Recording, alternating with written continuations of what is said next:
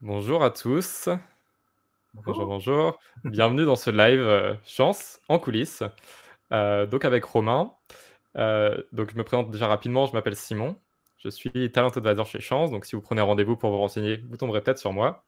Mais donc là, on accueille Romain, qui est là pour nous parler un peu de son métier d'animateur radio et producteur. Donc, Ouais. ce que je vous propose dans le chat déjà, c'est que vous nous parliez rapidement d'où vous venez et qu'est-ce qui vous amène à ce live. Est-ce que voilà, vous réfléchissez à une reconversion juste par curiosité?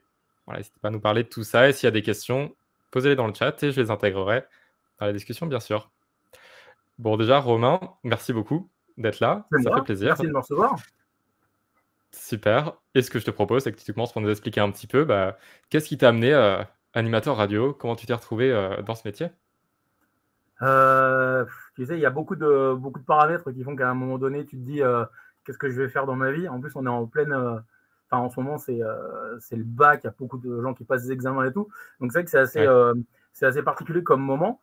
Moi, je suis venu à faire de la radio parce que dans mon lycée, il y avait une radio interne. On émettait à D'accord. l'intérieur du lycée. Et Mmh. il se trouve que un jour, il y a un gars qui est venu qui s'appelle Hervé Lajoigny, qui, D'accord. il y a longtemps, hein, il y a plus de 20 ans, 25 ans, Mmh. qui est venu et qui en fait nous a proposé, en plus de faire de la radio dans notre lycée, d'en faire avec, dans une vraie radio avec un émetteur et tout. Donc ça changeait un petit peu la donne. Bonne opportunité. Ouais, ouais. Et du coup, c'était super parce qu'on a dit oui tout de suite. Et ça nous a permis de faire de la radio, d'être écoutés par nos copains, notre famille, nos profs aussi, qu'on chargeait pas OK. mal. C'était assez marrant. Et ça nous a permis Cool. de développer plein de trucs parce que la radio, c'est un média qui est super, Mmh. qui couvre vraiment un champ de, un champ de, un champ de choses, un champ de trucs à couvrir assez important. Je trouve pas le mot, voilà. Mmh. Et ensuite, faire de la radio est devenu quelque chose qui m'a bien botté. J'avais le choix entre faire de la radio, et c'est ce que je dis souvent, c'est la question se pose à un moment donné dans sa vie. Enfin, je l'espère en tout cas que cette question peut être amenée. C'est qu'est-ce que je fais? Est-ce que je fais un truc qui me passionne et que j'ai envie de faire et qui va me permettre tous les matins de me lever et de me dire tiens, c'est cool, je vais faire un métier qui me Mmh. botte bien. Ouais. Ou alors, et je ne juge absolument pas, partir dans des études, ce que j'ai commencé à faire. J'étais parti pour faire une fac d'administration économique et sociale. Ah oui. Pas le même délire. Et Non. j'étais parti pour faire ça. Et au final, la question s'est vraiment posée de savoir, et je m'en souviens très très bien, j'étais à Bordeaux dans ma chambre de lycéen, dans ma chambre d'étudiant, et je me suis posé la question vraiment, qu'est-ce que je veux faire? D'accord. Et je me suis dit, non, bah, je Mmh. veux faire de la radio en fait, c'est ça qui me botte. Parce que je ne me vois pas OK. arriver sur les bancs d'une fac, faire ça, d'autant que je me souviens que le premier cours de la fac a été assez violent parce que le prof nous a dit dans cette fac, vous êtes, je ne sais plus combien, on était 600 ou 800, enfin, un truc gigantesque. Et le prof nous a dit bon, déjà, il y a la moitié des étudiants qui sont ici qui n'y arriveront pas déjà au deuxième semestre. Donc, ça va faire un tri, OK. ça va écrémer. Ça calme. Donc, ça a mis dans le tempo et dans l'ambiance. Hein. Mmh. Et moi, j'ai dit direct, ouais, bon, ouais, c'est vraiment pas pour moi. Donc, je me suis lancé D'accord. dans des études de radio. Voilà, Cool. il y a 20 ans maintenant. Et, OK. j'ai fait ça dans une école à Paris qui s'appelle le Studio École de France, qui est dirigée Mmh. par Silviano Marchion, qui, qui aide à la. Enfin, je pense que quand on a ce truc, on a envie de faire de la radio, on l'a en soi. Et les écoles de radio permettent d'accélérer justement le fait d'intégrer des radios, d'accéder plus vite à des stages, de nouer plus vite des contacts, D'accord. etc. Alors Ouais, après, c'est on un va pas se réseau un mentir, peu. ouais, c'est une école payante, mais qui permet OK. d'accélérer les choses et qui nous permet, quand on est motivé et quand on bosse, parce qu'il faut quand même travailler, c'est pas que payer, il faut Mmh. aussi bosser, et qui nous permet aussi d'accélérer ça, de trouver du travail. Quoi. Mais par contre, il faut bosser. Ouais. OK. Et du coup, une fois que tu as intégré vraiment, ce milieu-là, qu'est-ce qui t'a surpris? C'est quoi un peu les coulisses, de ce métier que tu Les attendais peut-être pas coulisses, forcément? les coulisses, euh, les gens fantasment beaucoup sur la radio et c'est ça. Enfin, nous, on joue aussi beaucoup là-dessus parce que les gens, Ouais. je crois que ça s'est un peu plus développé et c'est notamment l'animateur Coé qui a été le premier à faire ça en France, qui a intégré dans les studios des caméras, ce qui n'existait pas OK. avant. C'est le premier qui a fait Mmh. ça. Donc, ça a permis de faire découvrir aux gens l'envers du décor, ce qui se passait pendant les disques, ce qui se passait pendant les pubs, de voir un petit peu comment ça se passait quand on parlait pas. Et OK. le média radio s'est un peu transformé, c'est devenu un peu c'est devenu un peu de la radio filmée.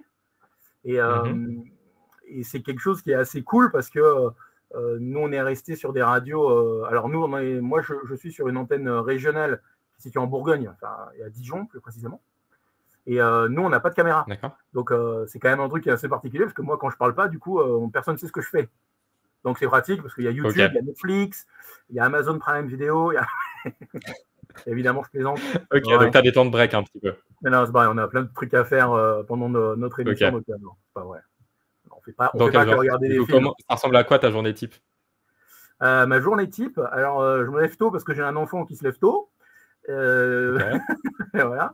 Après, ma journée type de travail, c'est j'arrive à la radio, je dois préparer la musique que je vais passer.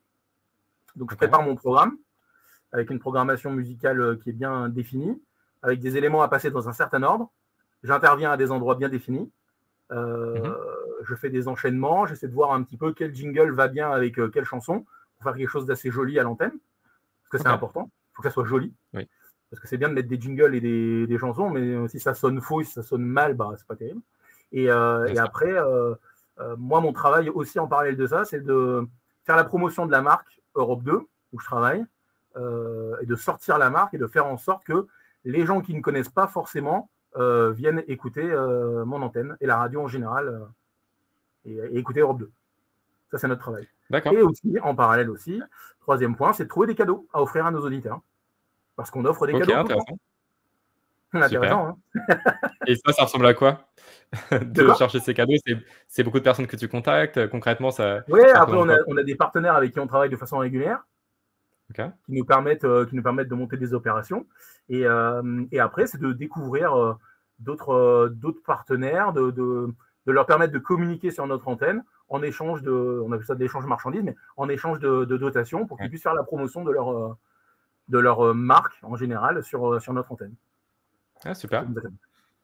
Ok, donc ça, c'est le côté un peu glamour, on va dire. Glamour? Non, la radio, c'est quoi le côté un peu moins glamour? Non, ouais. Qu'est-ce qui est un peu plus compliqué? Qu'est-ce qui est moins facile, on va dire, au quotidien? Le plus compliqué, il n'y a rien de compliqué. Honnêtement, on ne sauve pas des vies, on n'a pas une pression de dingue. Je parle, on ne le voit pas, attends. Je parle dans un micro. Ouais, super. J'écoute de la musique tous les jours, c'est ça mon travail. C'est pas. Je suis béni parce que voilà, je suis pas sur une ligne de montage chez Peugeot. Je respecte évidemment ceux qui font ce travail, mais je fais pas ça, quoi. Il n'y a rien de pénible dans mon travail. C'est vraiment cool, quoi. Donc en termes de pénibilité, j'ai pas grand chose à te dire pour le coup. Bah ouais, je vois ça. C'est un métier qui est super.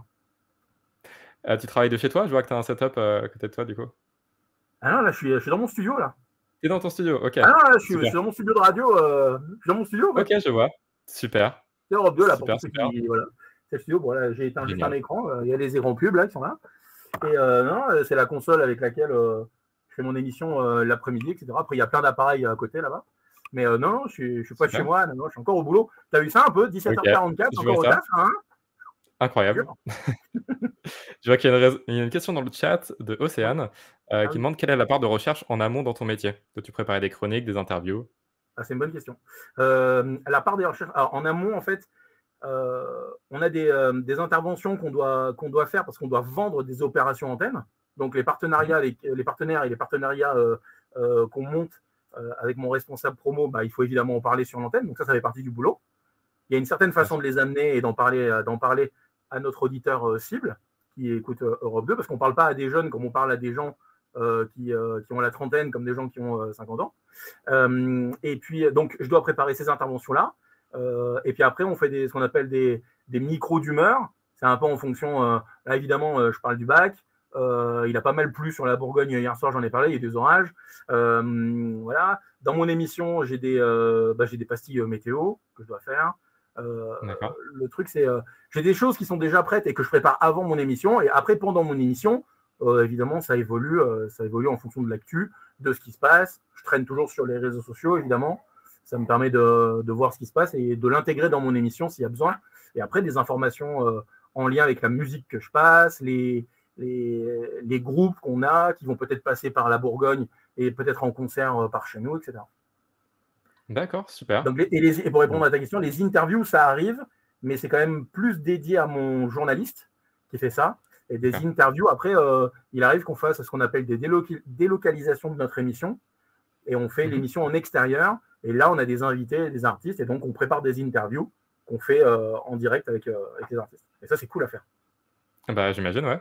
C'est Super. cool à faire parce qu'on sort un Sort peu du du quotidien. studio et c'est un métier qui est, mine de rien, moi, dans ma configuration, c'est un métier où je suis assez solitaire, où je suis tout D'accord. seul quasi toute la journée. Enfin, même toute la Mhm. journée, du matin au soir. Oui. Alors qu'en fait, avec un micro, on parle à plein de gens. Donc, c'est tout le paradoxe de ce métier. C'est Hmm. qu'on est seul, mais à parler à plein de gens. Donc, ça part dans un sens et grâce Ok. à Dieu, avec les réseaux sociaux, ça revient dans l'autre. Mais sinon, on est assez Heureusement, solitaire. oui. Et ça, c'est ma config. Hein, D'accord. Et c'est pas trop difficile, ça, cette solitude à la longue? ça, on fait avec. Après, la question, c'est de se dire Ok. est-ce que je supporterais d'être dans un open space toute la journée? Oui. Voilà. Est-ce que Mhm. travailler avec des gens qui ont envie de discuter, ce que je peux comprendre dans un open space toute la journée, est-ce que ça peut être quelque chose d'agréable dans un autre métier? Je ne sais pas. C'est une bonne question. Je sais pas. Euh, ouais. J'ai Je jamais te bossé pose. dans un vrai open space. Enfin, si on était trois, est-ce qu'on peut appeler ça un open space? Je sais pas. Mais c'est vrai que quand tu Ok. fais quelque chose et que tu es interrompu 6 fois par Jacqueline qui va boire un café, Michel qui te raconte son week-end et Paul qui te raconte que son enfant fait ses dents, c'est voilà. Oui. Bah, justement, question sur ça. Je vois Alex qui demande, à l'antenne, t'es seul, mais tu travailles avec une équipe tout de même? J'ai une équipe. En fait, dans la radio, il y a une commerciale qui est là. Son but, c'est de vendre de la publicité parce qu'on est des radios qui ne vivons que de la publicité. Donc, c'est de la pub qui doit être vendue et qui nous permet de gagner de l'argent et donc d'être payé. Donc, il n'y a pas de subvention D'accord. extérieure de l'État. Donc, notre travail, Hmm. nous, le travail de la commerciale, c'est de trouver des clients via la régie. À côté de ça, il y a un commercial. Je l'ai déjà dit. Il y a une journaliste, pardon. Il y a un Ok. journaliste qui est là. Je vais y arriver. Une commerciale, un journaliste, voilà, Mhm. qui est là que le matin parce qu'il se lève très tôt. Donc, du coup, moi, quand Ok. j'arrive, il est déjà parti. Et Ah ouais. après, au niveau de la hiérarchie, tout se passe par. J'ai un responsable promotion pour les partenariats qui est basé un petit peu plus loin. Et ensuite, Mhm. toute la hiérarchie est basée à Paris. Ah ouais. Mais avec Donc qui t'es on assez est en. autonome quand même. Ouais, ouais, bien sûr, on est super autonome. Hmm. Mais est-ce que tu es surveillé? Ah ouais. Eh ben oui, Océane, je suis surveillé. Et pour finir sur la question d'Alex, il y a une équipe en fait, mais on est en lien permanent par téléphone, les réseaux sociaux, par mail. On reçoit énormément de mails tout le temps. On n'est jamais coupé du monde, jamais de la vie. Ok. Et pour Océane, comment ça se passe avec ta hiérarchie? Surveiller, oui. En fait, à n'importe quel moment, mon N+1 peut écouter ce qui se passe sur l'antenne. On appelle ça des écoutes de Ouais. pige. Et après, on fait un petit débriefing et il m'explique à tel endroit, tu as dit ça, tu aurais pu le tourner comme ça, tu peux formuler la chose autrement, etc. Et c'est très bénéfique déjà parce que ça Ok. nous permet de nous améliorer. Et moi, en plus, je suis joker sur l'antenne nationale d'Europe 2. Donc, ça me permet, Mhm. enfin, j'anime aussi sur l'antenne nationale lorsque certains animateurs sont en vacances. Donc, du coup, je fais ce D'accord. qu'on appelle du natio. Et ça me permet Mhm. d'améliorer mes speaks et du coup, de fluidifier ma façon d'animer, etc. Ça fait 20 ans que je fais ça et j'apprends tous les jours. Donc, c'est bien. Génial.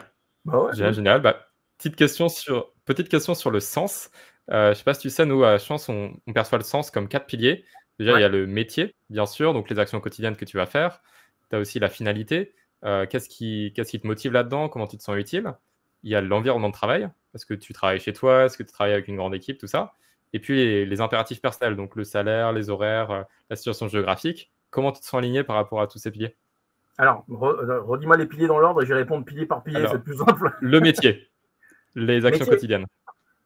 c'est ce que je disais tout à l'heure, hein, c'est un métier qui est super, qui est cool, on écoute de la musique, enfin, c'est bien, quoi. Tu es en lien OK. avec les gens, les auditeurs, on leur offre des cadeaux, ils sont contents. Mmh. J'ai encore reçu tout à l'heure il y a une nana, elle avait gagné un séjour, hein, elle avait gagné un séjour avec moi sur l'antenne il n'y a pas longtemps, elle a gagné son séjour, elle est partie, elle m'a envoyé des photos de la plage où elle a Super. écrit merci, quoi, super cool. Mmh. Les auditeurs sont vraiment adorables et tout, donc c'est chouette. C'est un truc qui est chouette. Ah, ça, j'ai l'impression Oui, que c'est plutôt lié à la finalité, comment tu te sens utile. Le métier, c'est vraiment, je sais pas, parler devant un micro, c'est vraiment, bah, devoir contacter des gens pour les cadeaux, ce genre de choses?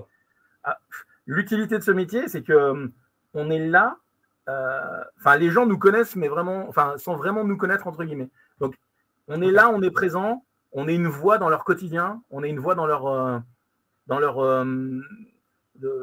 poste de radio. Moi, j'ai fait longtemps la matinale sur une autre radio, qui est sur Dijon. Moi, j'étais la première voix qu'ils entendaient le matin à la radio. C'était génial, quoi. C'est un truc qui était top.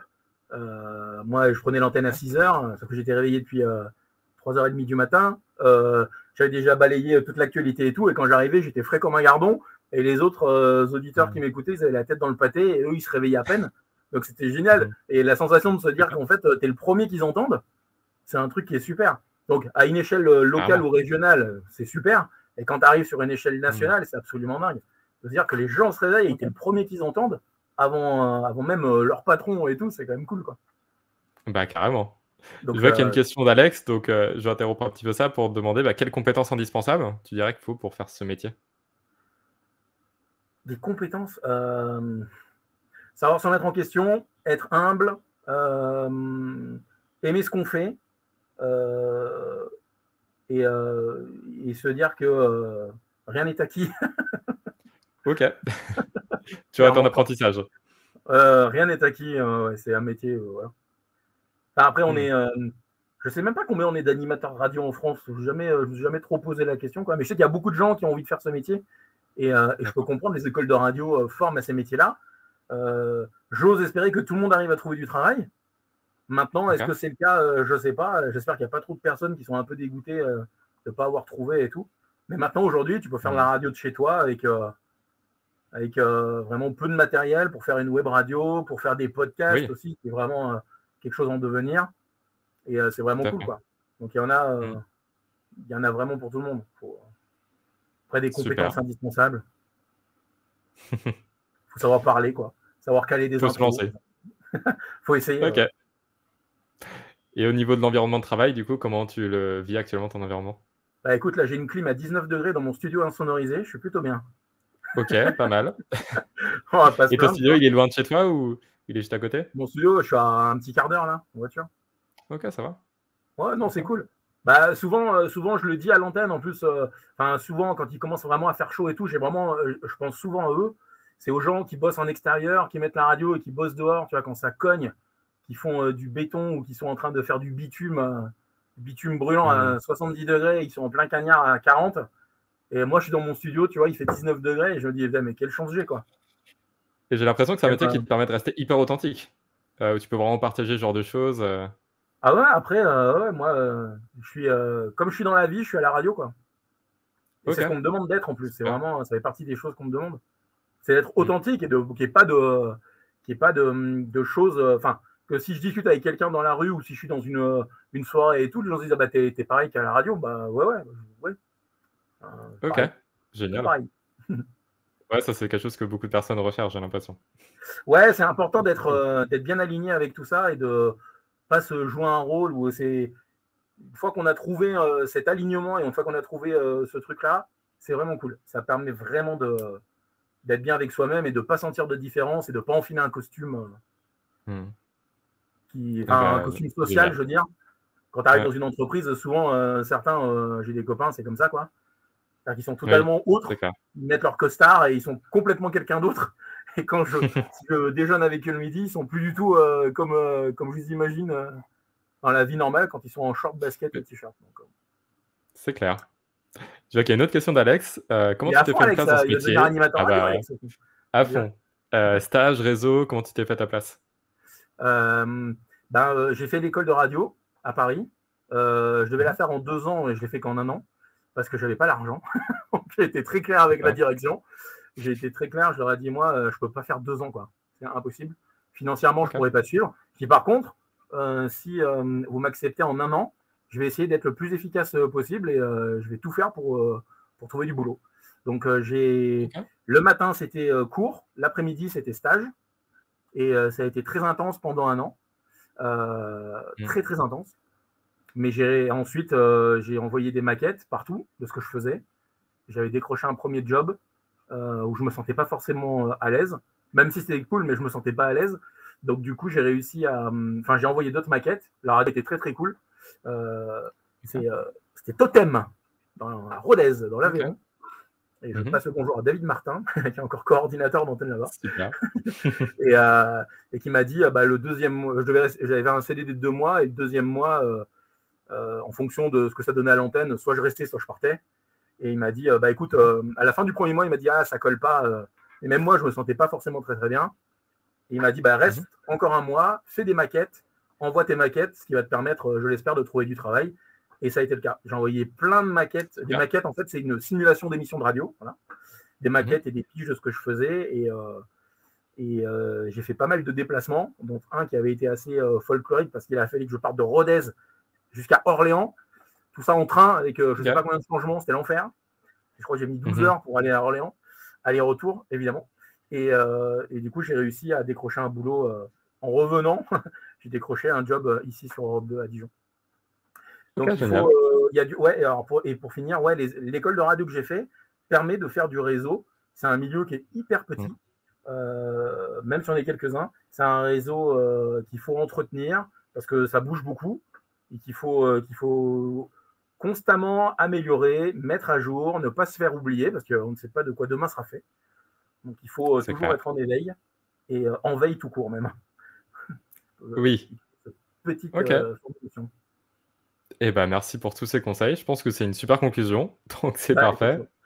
Parfait. Et puis, super, merci pour la participation dans le chat. C'était sympa, ça fait une discussion très, très cool. Attends, il y a encore Alex qui envoie. Ah non, merci. Je me dis, Alex, on a encore une question. Merci à toi, Alex, pour ta participation. Merci à Océane. Merci à Océane aussi. Et puis, voilà, merci à tout le monde, même ceux qui écoutaient ça. Merci à vous. C'était cool. Comment et évidemment, voilà. alors, un truc que je dis puis, souvent, franchement, merci pour ton temps. Si les gens veulent me poser des questions autres, ils peuvent me trouver sur les réseaux sociaux Romain Maury, MAURY, et je répondrai à toutes vos questions parce que je partage souvent des questions, enfin des gens me posent souvent des questions en fait et je leur réponds avec plaisir parce que je sais que c'est pas facile. Le milieu de la radio, les gens aiment bien savoir comment faire pour y rentrer et tout ça. Et si vous avez des questions, n'hésitez pas, c'est avec joie. C'est hyper sympa. Donc, merci pour toi, pour ton temps. C'était vraiment cool, très relax comme discussion. Donc, je te souhaite une très bonne fin de journée. Je sais pas si tu as encore de la radio à faire ou là, tu as fini ta journée. J'ai encore 2-3 bricoles à faire, ouais. Ok, bon, bon courage pour tout ça. Et puis, peut-être à une prochaine. Avec joie. À plus tard. Salut. Ciao, ciao. Bye bye.